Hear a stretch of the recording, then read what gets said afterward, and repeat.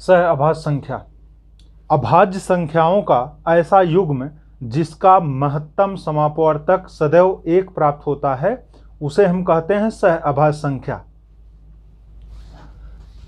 तो ध्यान दीजिएगा, जिन संख्याओं का मैस है सदैव क्या प्राप्त हो, 1 प्राप्त हो, ऐसी संख्याएं क्या होती हैं, सहअभाज्य संख्याएं होती हैं। या अभाज्य संख्याओं का ऐसा युग्म जिसका महत्तम समापवर्तक सदैव 1 प्राप्त होता है उसे हम कहते हैं सहअभाज्य संख्या या को प्राइम नंबर। एग्जाम्पल के तौर पे देखिए,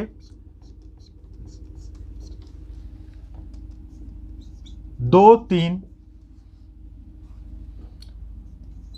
5 7 11 13 31 37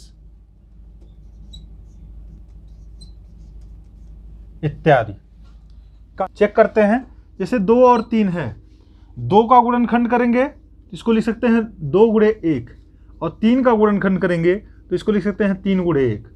देख रहे हैं, जब महत्तम समापवर्तक आपको आगे पढ़ाया जाएगा, में से क्या होता है, जो दोनों में कॉमन तौर पे रहता है, अर्थात जब किसी संख्या का कोई गुणनखंड कॉमन नहीं मिले तो उसका गुणनखंड 1 बनाया जाता है। क्योंकि 1 से किसी भी संख्या में अगर हम गुणा करें या भाग दें तो संख्या के मान में कोई भी परिवर्तन नहीं होता है। तो कहने का मतलब ये है, तो हम यहाँ क्या करेंगे, 2 गुणे 1 कर लेंगे, अर्थात गुणा करेंगे, 2 1 2 प्राप्त हो गया, 3 गुणे 1 करेंगे, 3 1 3 प्राप्त हो गया, अर्थात इसका कॉमन गुणनखंड क्या होगा, 1 होगा। जब किसी संख्या का कोई गुणनखंड नहीं होता तो उसका गुणनखंड प्रत्येक दशा में 1 होता है। ठीक है, इसलिए ऐसी संख्याओं का महत्तम समापवर्तक भी 1 होता है। चूंकि जो दोनों में कॉमन तौर पे मिले वही उसका महत्तम समापवर्तक होता है, तो यहाँ पर दोनों में कॉमन तौर पे 1 मिल रहा है, तो इसलिए क्या हो जाएगा, इसका महत्तम समापवर्तक 1 हो जाएगा। तो हमने आपको सहअभाज्य संख्या में क्या बताया कि जिसका महत्तम समापवर्तक 1 होता है वह क्या होती है, सहअभाज्य, अर्थात 2 और 3 जो है सहअभाज्य संख्या है। 5 7 का देख लेते हैं, 5 7 का भी वही चीज है, 5 गुणे 1, और 7 का करेंगे तो 7 गुणे 1 हो जाएगा।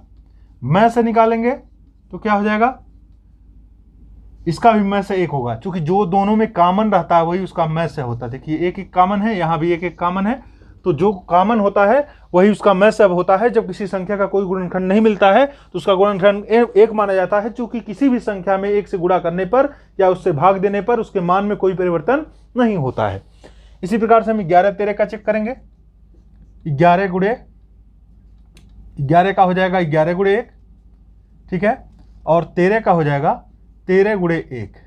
यहाँ पर भी कॉमन गुणनखंड क्या है, 1 है, इसलिए में से क्या हो जाएगा, 1।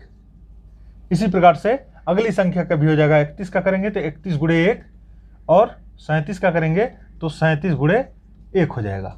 इस प्रकार से में से निकाला जाएगा, तो जो दोनों में कॉमन तौर पे गुणनखंड होता है वही होता है उसका में से, तो इसका में से क्या हो जाएगा, 1 हो जाएगा।